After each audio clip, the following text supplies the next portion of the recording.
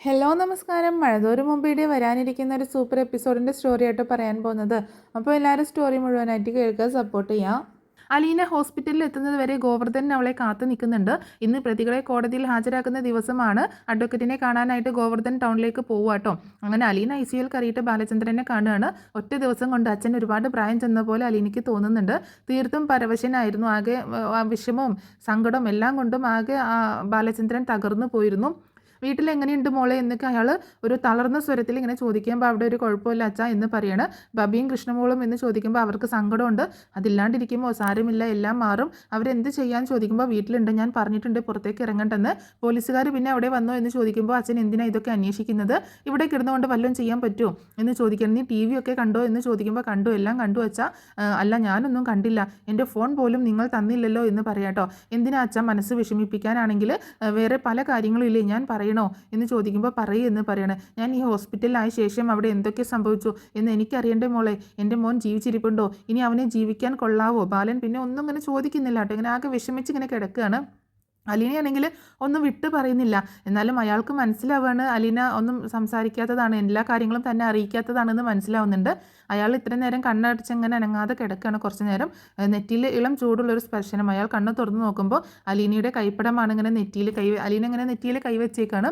അവളുടെ മിഴികളിലാണെങ്കിൽ ഭയങ്കര സങ്കടവും കരച്ചിലും ഒക്കെ ആയിട്ട് കണ്ണൊക്കെ നിറഞ്ഞ് നിങ്ങളുടെ ചുണ്ടൊക്കെ ഇങ്ങനെ വിതുമ്പ് കേട്ടോ. പിന്നെ അത് മാത്രമല്ല, പിന്നീട് അലീന ഇങ്ങനെ പ്രാർത്ഥിക്കുകയും ചെയ്യുന്നുണ്ട്. ഒരു ശാന്തത മനസ്സിലേക്ക് അരിച്ചു കയറുകയാണ്. അങ്ങനെ ഇരുട്ടിലൊരു മിന്നാമിന്നി നീന്തി വരുന്നത് പോലെ പതുക്കെ പതുക്കെ മനസ്സിലെമ്പാടും അതിങ്ങനെ ഒരു മയക്കം, ഒരു ശാന്തതയൊക്കെ ഇങ്ങനെ തോന്നുകയാണ് ബാലചന്ദ്രന്. 10 മണി ആയപ്പോഴേക്കും ഗോവർദ്ധൻ എത്തുന്നുണ്ട്. അലീന ബാലചന്ദ്രനോട് വീട്ടിലേക്ക് പോവുകയാണെന്ന് പറഞ്ഞിട്ട് പുറത്തേക്ക് ഇറങ്ങുന്നുണ്ട്. ജാമ്യം കിട്ടില്ലെന്ന് ഉറപ്പായി എന്ന് അഡ്വക്കേറ്റ് പറഞ്ഞു എന്ന് പറയാണ്. ഗോവർദ്ധൻ പറയുമ്പോൾ വീട്ടിൽ അവരെ ആശ്വസിപ്പിക്കാൻ ആരുമില്ല എന്നൊക്കെ പറയുന്നുണ്ട്. പോയിക്കോട്ടെ എന്നും പറഞ്ഞ് അലീന ഒരു ഓട്ടോറിക്ഷ വിളിച്ച് വീട്ടിലേക്ക് എത്തുകയാണ്. ഗോവർദ്ധനാണ് അലീനയോട് കാര്യങ്ങളൊക്കെ പറയുന്നത്. ഭക്ഷണം ഉണ്ടാക്കി വെച്ചിട്ടാണ് അവൾ പോയത്. പക്ഷേ ബബിയോ കൃഷ്ണയോ അതിലൊന്നും തൊട്ടിട്ടില്ല എന്ന് മനസ്സിലാവുകയാണ്. അലീനയ്ക്കും തന്നെ ഒന്നും കഴിക്കാൻ തോന്നുന്നില്ല. കോളിംഗ് ബെല്ല് കേട്ട് അവർ ചെന്ന് ജനലിലൂടെ നോക്കുമ്പോൾ മനു മുറ്റത്ത് വന്ന് നിൽക്കുന്നത് കാണുക കേട്ടോ. പുറത്ത് കാറും കിടപ്പുണ്ട്. അലീന വാതിൽ തുറക്കുകയാണ്. ക്ഷീണിച്ച് ആകെ വിളറിയ ഒരു മുഖത്തോട് കൂടിയിട്ടാണ് മനു വരുന്നത്. ആകെ അലങ്കോലപ്പെട്ട മുടിയും ഡ്രസ്സും ഒക്കെ ആകെ ഒരു തളർച്ചയും ഒരുപാട് വിഷമവും ഒക്കെയാണ് മനുവിൻ്റെ മുഖത്ത്. മനുവേട്ട എന്ന് അലീന വിളിക്കുമ്പോൾ മനുവേട്ടൻ എന്താ അവിടെ തന്നെ നിൽക്കുന്നത്, കയറി വാ എന്ന് പറയണം. അങ്ങനെ ഒന്നും മിണ്ടാതെ അകത്തേക്ക് കയറി അവിടെ ആ ലിവിങ് റൂമിൽ പോയിട്ട് അവൻ സോഫയിലേക്ക് ഒന്ന് വീഴുന്ന പോലെ കണ്ടിരിക്കുകയാണ്. മനുവേട്ടൻ എവിടെയെങ്കിലും പോയിരുന്നോ, സ്റ്റേഷനിലോ വക്കീൽ ഓഫീസിലോ ഏതെങ്കിലും രാഷ്ട്രീയ നേതാവിൻ്റെ അടുത്തോ അങ്ങനെ എവിടെയെങ്കിലും പോയിരുന്നോ എന്ന് ചോദിക്കുമ്പോൾ എല്ലായിടത്തും പോയി, ഒന്നും ചെയ്യാനില്ല, ജാമ്യം കിട്ടില്ല, പോലീസുകാർ കാണിക്കില്ല, കോടതി റിമാൻഡ് ചെയ്യുമെന്ന് ഉറപ്പായി എന്ന് പറയണം. അങ്ങനെ രാഷ്ട്രീയക്കാരെല്ലാം മറുപക്ഷത്താണ്, ആരുമില്ല സഹായത്തിന് എന്ന് പറയുന്നുണ്ട്. അവൻ ആകെ വളരെ വിഷമത്തോട് കൂടിയിട്ട് ഇങ്ങനെ പറയാണ്. പത്രങ്ങളിലേക്ക് നോക്കാൻ വയ്യ, TVയിലോട്ട് നോക്കാൻ വയ്യ, ഫോണിൽ നോക്കാൻ വയ്യ, രാവിലെ മുതൽ എല്ലാ ചാനലുകളും അത് മാത്രമാണല്ലോ ഇത് കാണിക്കുന്നത്.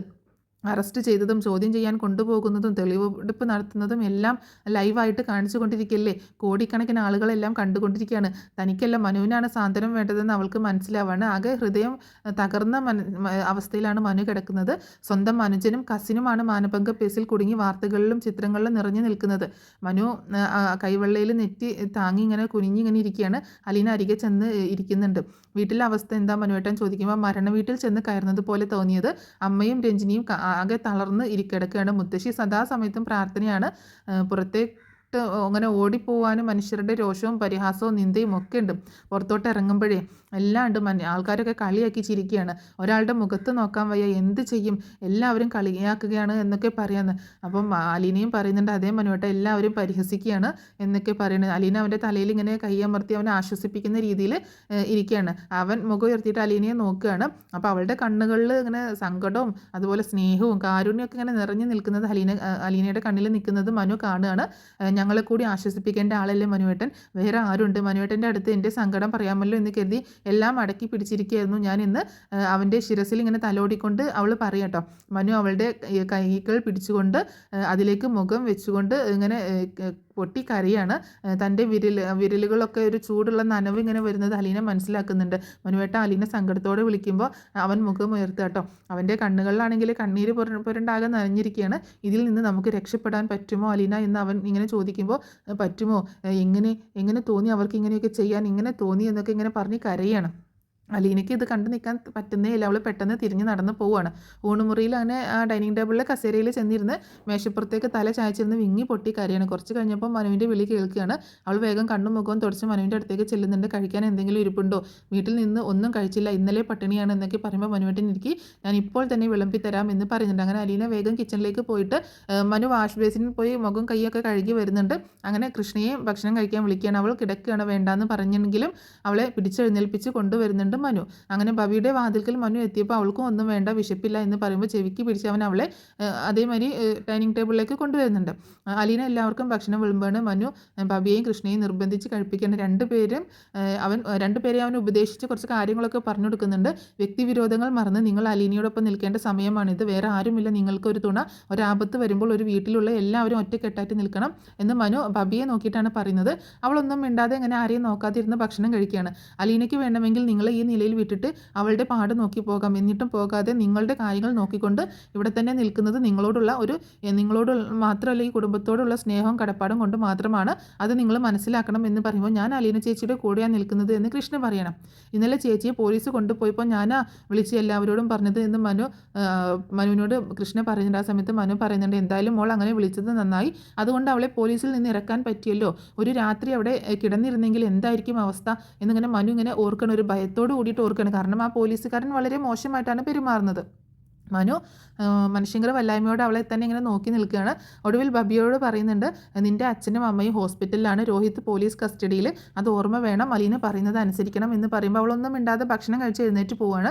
മനു എന്നിട്ട് പറയുന്നുണ്ട്, എനിക്ക് കോടതിയിൽ പോകണം, ഞാൻ പോവുകയാണ് എന്ന് പറഞ്ഞിട്ട് മനു എഴുന്നേൽക്കുകയാണ്. ഇന്ന് അവരെ കോടതിയിൽ ഹാജരാക്കും, ജാമ്യം കിട്ടില്ലെങ്കിലും അവരെ കാണാനോ സംസാരിക്കാനോ പറ്റുമോ എന്നൊന്നും നോക്കണം എന്ന് പറഞ്ഞ് മനു പോകാൻ തുടങ്ങുമ്പോൾ അലീനയെ വിളിക്കുകയാണ്. എന്നിട്ട് പറയുന്നുണ്ട്, ധൈര്യമായിട്ട് നിൽക്കണം, അങ്കിളിനും എനിക്ക് നീ മാത്രമാണ് ഒരു ആശ്രയം, നിന്നെക്കൊണ്ട് ആശ്വസിപ്പിക്കണം എന്ന് കരുതി തന്നെ വന്നത്. പക്ഷേ നമുക്ക് സ്നേഹമുള്ളവരെ കാണുമ്പോൾ നമ്മുടെ സങ്കടങ്ങൾ അടയ്ക്കാൻ കഴിയാതെ വിങ്ങിപ്പോകും. സോറി അലീന, ഞാനുണ്ട് നിൻ്റെ കൂടെ, എല്ലാം ശരിയാകും എന്നൊക്കെ പറഞ്ഞ് മനു യാത്ര പറഞ്ഞു പോവുകയാണ്. അങ്ങനെ കോടതി വളപ്പിൽ നിറയെ ആൾക്കൂട്ടാണ്. ജനക്കൂട്ടം എന്ന് പറഞ്ഞാൽ ഭയങ്കര ജനക്കൂട്ടാണ്. ബലാത്സംഗ കേസുകളിലെ പ്രതികളെ ഇന്ന് കോടതിയിൽ ഹാജരാക്കുമെന്ന് അവർ മുൻകൂട്ടി അറിഞ്ഞിട്ടുണ്ട്. പത്രവും മീഡിയയും എല്ലാം ഉണ്ട് കേട്ടോ. ആളുകളെ നിയന്ത്രിക്കാനായിട്ട് വലിയൊരു പോലീസ് സന്നാഹം തന്നെ കോടതി വളപ്പിലുണ്ട്. 11 മണി ആയതോട് കൂടിയിട്ട് പ്രതികളെ കയറ്റി വാൻ കോടതിയിലെത്തി. ആൾക്കൂട്ടം വാനിന് നേരെ പാഞ്ഞെടുക്കുകയാണ്. പോലീസ് ലാത്തി വീശി ആൾക്കൂട്ടത്തെ പിന്നോക്കം പായിക്കാൻ ശ്രമിക്കുന്നുണ്ട്. പോലീസ് വാനിന് നേരെയും കല്ലേറുണ്ടായതോടെ പോലീസ് ലാത്തിച്ചാർജ് നടത്തുകയാണ്. അട്ടഹാസവും ചീത്തവിളിയും ആൾക്കൂട്ടത്തിൽ നിന്ന് മുഴങ്ങി കേൾക്കുന്നുണ്ട്. കനത്ത പോലീസ് ഇങ്ങനെ സംരക്ഷണത്തിലാണ് പ്രതികളെ ഓരോരുത്തരെയായിട്ട് വാനിൽ നിന്നും ഇറക്കിക്കൊണ്ടുവരുന്നത്. കോടതി വരാന്തയിൽ തൂണിനോട് ചേർന്ന് നിന്ന് മനു ആ കാഴ്ച കാണുകയാണ്. വിലങ്ങ് വെക്കപ്പെട്ട പ്രതികൾ. ഹരിശങ്കറാണ് ഏറ്റവും മുന്നിൽ, രോഹിത് ഏറ്റവും പിന്നിലും. ന്യൂസ് ചാനലുകാരും മീഡിയക്കാരും എല്ലാം തിരക്ക് കൂട്ടുന്നുണ്ട്. അവരുടെ ഫോട്ടോസും വീഡിയോസ് എടുക്കാനും അവരോട് സംസാരിക്കാനൊക്കെ ആയിട്ട് ക്യാമറയും ലൈറ്റും എല്ലാം അവരുടെ മുഖം ഒപ്പിയെടുക്കുകയാണ്. പ്രതികളെ ലക്ഷ്യം വെച്ച് ആൾക്കൂട്ടം ആക്രോശിക്കുന്നുണ്ട്. പഴത്തൊലിയും ചെരുപ്പുകളും ചീമോട്ടയും അതുപോലെ ചീഞ്ഞ തക്കാളിയും ഒക്കെ എവിടെ നിന്നൊക്കെയോ ചീറി വരുന്നുണ്ട്.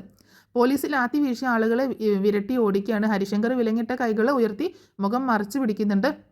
പുറകിലുള്ള പ്രതികളും അത് അനുകരിക്കുകയാണ്. രോഹിത് തല താഴ്ത്തി പിടിച്ചിരിക്കുകയാണ്. 4 പേരും നടക്കുമ്പോൾ വേച്ചു പോകുന്നുണ്ട്. കാരണം പോലീസ് നന്നായിട്ട് പെരുമാറിയിട്ടുണ്ട്. പോലീസ് വലയത്തിനുള്ളിലൂടെ അവർ ഇങ്ങനെ ഉന്തിത്തള്ളി പോലീസുകാർ കോടതിയുടെ ഹാളിൽ എത്തിക്കുന്നുണ്ട്. ജനക്കൂട്ടം കോടതി വരാന്തയിലേക്ക് ഇരച്ച് കയറുകയാണ്. ആ സമയത്ത് പോലീസ് വീണ്ടും ലാത്തി വീശി അവരെ ഓടിക്കുന്നുണ്ട്. 11 മണിക്ക് കോടതി നടപടികൾ ആരംഭിക്കുകയാണ്. ആൾക്കൂട്ടത്തിൻ്റെ ആരവം മൂലം കോടതിയിൽ നടക്കുന്നത് കേൾക്കാൻ പോലും കഴിയുന്നില്ല. ഇടയ്ക്ക് ഗോവർദ്ധൻ വക്കീലിനോടൊപ്പം പുറത്തേക്ക് വരുന്നത് മനു കാണുകയാണ്. അവൻ അയാളുടെ അടുത്തേക്ക് ചെല്ലുന്നുണ്ട്. 15 ദിവസത്തേക്ക് റിമാൻഡ് ചെയ്തു എന്ന് പറയാണ്. ഗോവർദ്ധൻ ശബ്ദം താഴ്ത്തി ഇങ്ങനെ പറയുന്നുണ്ട്. ഇനി 15 ദിവസം കഴിഞ്ഞ് ജാമ്യക്കാരെ നോക്കിയാൽ മതി എന്ന് പറയുമ്പോൾ മനു ഒന്നും മിണ്ടുന്നില്ല. ജനക്കൂട്ടത്തിൻ്റെ രോഷം പയർന്ന് പോലീസ് പ്രതികളെ ഉടനെ പുറത്തേക്ക് ഇറക്കുന്നില്ല. കോടതി നടപടികൾ കഴിഞ്ഞിട്ട് ആൾക്കൂട്ടം മെല്ലെ പിരിഞ്ഞു തുടങ്ങുകയാണ്. പ്രതികളെ കനത്ത പോലീസ് കാവലോട് വാനിലേക്ക് കയറ്റി കൊണ്ടുപോകുന്നുണ്ട്. ഗോവർദ്ധനും മനുശങ്കറും ഹോസ്പിറ്റലിലേക്ക് പോവാണ്. അങ്ങനെ ഏകദേശം ഉച്ച സമയമായിട്ടുണ്ട്. ബാലചന്ദ്രൻ ബെഡിൽ ഇങ്ങനെ ചാരിക്കിടപ്പാണ്. റിമാൻഡ് ചെയ്തു അല്ലേ എന്ന് അയാൾ ഇങ്ങനെ ചോദിക്കുകയാണ്. 15 ദിവസത്തേക്കേ ഉള്ളൂ എന്ന് പറയുന്നുണ്ട് മനു. അവരെ കണ്ടോ എന്ന് ചോദിക്കുമ്പോൾ കണ്ടു, സംസാരിക്കാൻ പറ്റിയില്ല എന്ന് പറയണം. എനിക്ക് ഇവിടെ കിടക്കാൻ വയ്യ മനു, വീട്ടിൽ പോകണം, ഡിസ്ചാർജ് ചെയ്യാൻ ഡോക്ടറോട് പറയണം എന്ന് പറയണം ബാലചന്ദ്രൻ. അത് പറയുമ്പോഴും ബാലചന്ദ്രന് വയ്യാട്ടോ. അപ്പോൾ മനു തടയാൻ ശ്രമിക്കുകയാണ്. പക്ഷേ ഡോക്ടറെ സമ്മതിക്കണം, എനിക്ക് ഇവിടെയാണ് കൂടുതൽ ടെൻഷൻ. ഹോസ്പിറ്റലിൽ എല്ലാവർക്കും അറിയാം, ICUവിലായതുകൊണ്ട് ആരും തള്ളിക്കയറി വരുന്നില്ലെന്നേ ഉള്ളൂ. പക്ഷേ ഡോക്ടേഴ്സ്, നഴ്സുമാർ അവരിൽ പലരും യാതൊരു കാര്യവുമില്ലാതെ ഇതിനകത്ത് കയറി ഒരു അബദ്ധം പറ്റിയ മട്ടിൽ ഒന്ന് ചുറ്റിത്തിരിഞ്ഞിറങ്ങി പോകുന്നു. എനിക്കറിയാം, ബലാത്സംഗ കേസിൽ പ്രതിയുടെ അച്ഛനെ കാണാനാണ് അവർ വന്നു പോകുന്നതെന്ന്. ഡോക്ടറെ കണ്ട് ഞങ്ങൾ സംസാരിച്ച് നോക്കാം എന്ന് പറയുന്നുണ്ട് ഗോവർദ്ധൻ. അങ്ങനെ ഡോക്ടർ സമ്മതിച്ചാലും ഇല്ലെങ്കിലും വൈകുന്നേരം ഞാൻ ഈ ബെഡിൽ നിന്ന് ഇറങ്ങി നടന്നു പോകും, ആർക്ക് തടയാൻ പറ്റുമെന്ന് ബാലചന്ദ്രൻ ഇങ്ങനെ പറയണം. അവിടെ നിൽക്കാൻ താല്പര്യമില്ലെന്ന്, ഇനി അവിടെ നിൽക്കില്ല എന്ന് അവർക്ക് ബോധ്യമാവുന്നുണ്ട്. അങ്ങനെ അവർ ഡോക്ടറെ ചെന്ന് കാണുകയാണ്. 4 മണിയായപ്പോൾ മനു കൊല്ലപ്പള്ളിയിലേക്ക് തിരിച്ചു പോകുന്നുണ്ട്. കൊല്ലപ്പള്ളി വീട്ടിൽ ബന്ധുക്കളുടെ തിരക്കായിരുന്നു. ഹരിശങ്കർ പോലീസ് കസ്റ്റഡിയിലായത് അറിഞ്ഞ് പലരും എത്തിയിട്ടുണ്ട്. ഹരിശങ്കറിനെ കേസിൽ നിന്ന് എങ്ങനെ മോചിപ്പിക്കും എന്നതിനെക്കുറിച്ച് അവർ ആലോചിക്കുകയാണ്. പോലീസിനെ സ്വാധീനിക്കാൻ കോടികൾ ചിലവാക്കാൻ അവർ തയ്യാറാണ്. ശിവശങ്കർ മേനോൻ ഗൾഫിൽ നിന്ന് യാത്ര തിരിച്ചിട്ടുണ്ട് വീട്ടിലേക്ക്. മനു അച്ഛനെ കൂട്ടാൻ എയർപോർട്ടിലേക്ക് പോകുന്നുണ്ട്.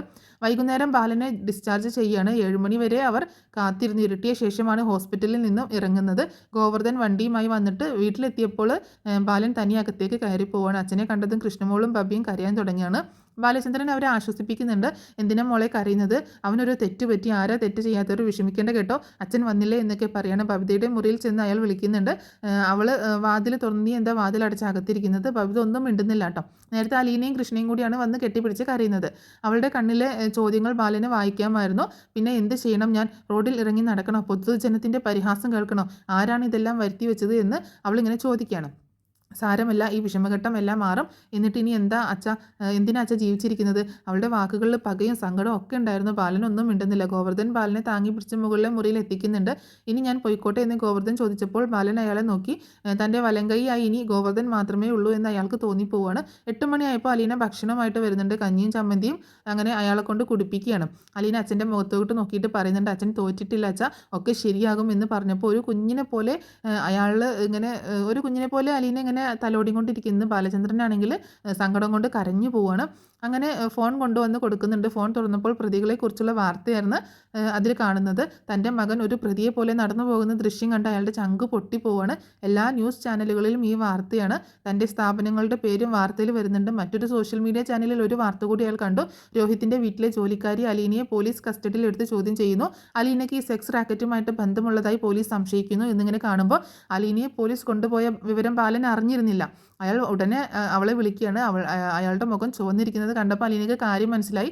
നീ എന്തുകൊണ്ടാണ് ഈ കാര്യം എന്നോട് പറയാതിരുന്നതെന്ന് ചോദിക്കുമ്പോൾ അച്ഛൻ ICUവിലായിരുന്നില്ലേ, ഞങ്ങൾ അക്കാര്യം ഓർക്കണ്ടേ എന്ന് ചോദിക്കുകയാണ്. നിന്നെ സ്റ്റേഷനിൽ കൊണ്ടുപോയി ചോദ്യം ചെയ്തു, അവർ ഉപദ്രവിച്ചു എന്നൊക്കെ ചോദിക്കുമ്പോൾ ഇല്ല അച്ഛ എന്ന് പറയണം. നീ കള്ളം പറയാണ്, പൊയ്ക്കോ എന്ന് പറഞ്ഞ് മുഖം തിരിക്കുന്നുണ്ട്.